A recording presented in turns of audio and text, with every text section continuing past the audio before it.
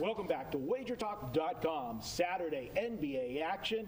Chicago at New Orleans. This is going to be Brian's free pick. And Brian, well, we were involved in the New Orleans game on Friday. Now you're going to be involved in it on Saturday.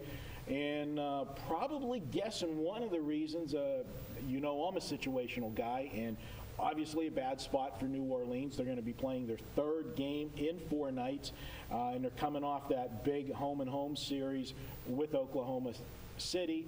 As we mentioned, those are two teams that right now are just on the outside looking in, so it was a big series. We expect it to be a defensive game on Friday night, so take a little bit more out of the team. And when you're playing a team that's got, you know, Russell Westbrook that's going to be putting the ball up a lot, and Kevin Durant's been out, but, you know, if he comes back, makes it a little tough for them having to go back and play the very next night against the Chicago Bulls team that, I'll be honest with you, beginning of the season, you know, I know all of the hype was Cleveland.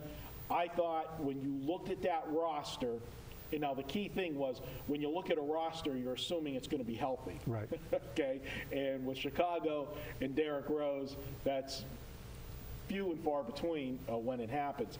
But I thought they were the best team in the East. Did not see what was coming out of Atlanta. I thought, you know, Atlanta was a team that was going to be on the improve, but not to what we've seen.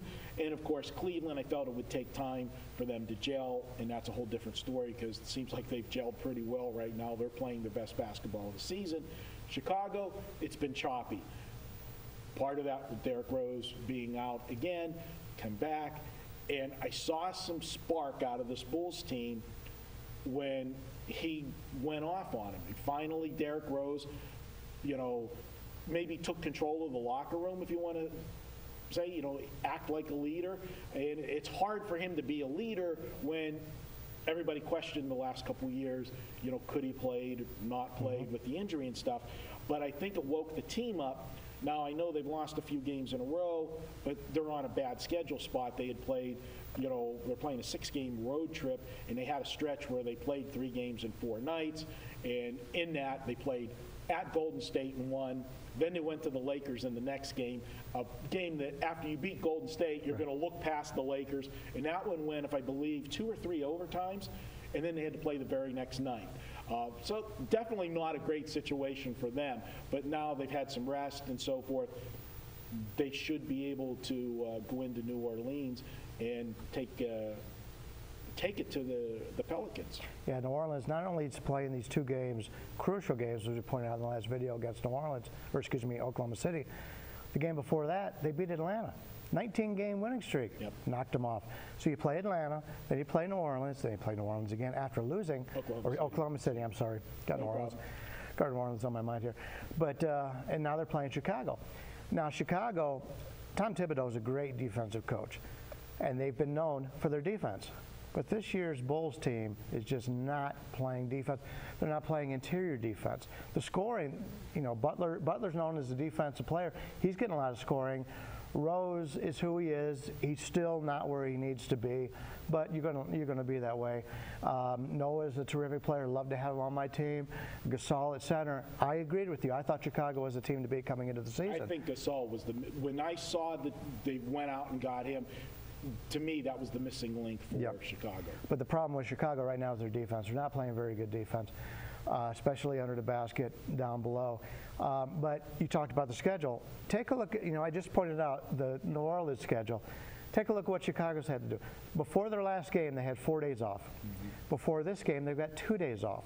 You're out on the road. It isn't like you're at home, you leave practice, you go home with your family, you go out with your friends. You are on the road. You are with your own team all this time, and you've got 3 games to play in an 8-game span. I mean, there's a lot of practice, there's a lot of gelling, and now they're playing a team right now coming off those 3 huge games. I think Chicago, this is a great spot for Chicago. I love Chicago in this game. Yeah, and the fact that I think you're getting, you know, we're taping on Thursday, so we don't have the lines here yet, but I think you're going to get a soft number on Chicago because New Orleans has been covering the spread. As you said, they've been playing great basketball. People are going to look at them at home in Chicago because they've been on this road trip, and the record hasn't been good. I think they're going to be undervalued. I think it's a great spot for you. I can't disagree with you here again. You say take Chicago, so let's go ahead and make it official. Brian says on Saturday night, NBA action, he's going to take the Chicago Bulls. And I want to tell you, on Saturday at Wager Talk, we do it every Wednesday and every Saturday. You can get a one-day Wager Talk Power Pass. What that is, $99. You get every play from every capper for the entire day. All of the plays that we have, all of the cappers, and we've just added a couple new cappers to the site this week. Check it out. Head over to wagertalk.com. Check out the Power Pass. Of course, you can always just get your favorite capper. Check out the Weekend All Access package as well, and that is available on Saturday for you too. And we've got some big plays going on Saturday.